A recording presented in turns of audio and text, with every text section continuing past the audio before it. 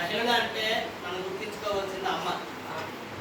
అమ్మను మనం ఏ రకంగా అయితే గౌరవిస్తూ ఉంటామో అలాగే ప్రతి స్త్రీ ఒక మాతృమూర్తి.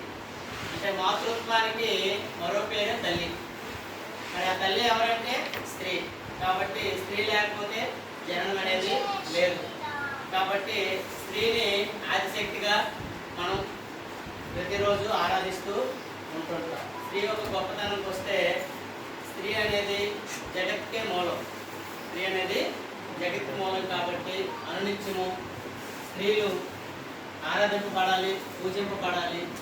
మరియు అన్ని రంగాల్లో ఈరోజు స్త్రీలు ఉన్నారు. మనకు తెలుసు భారతదేశంలో అత్యున్నతమైనటువంటి పదవి రాష్ట్రపతి.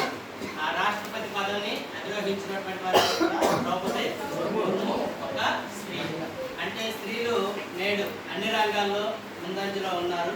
కాబట్టి ఒక బస్సులోనే కాదు, బస్సులో ఉంటుంది స్త్రీలను గౌరవించాలి, వారికి కేటాయించిన సీట్లు వారికి ఉంచేవారని ఉంటుంది. బస్సులోనే కాదు, ప్రతి చోట ఎక్కడైనా స్త్రీలు మనము గౌరవింపబడాలి, పూజింపబడాలి, ఆరాధింపబడాలి. అలా చేస్తూ ఉంటే మన భారతీయ ఆచారాలని, సాంప్రదాయాలని మనం గౌరవించినట్టుగా ఉంటుంది. ఈ అవకాశం ఇచ్చినటువంటి మన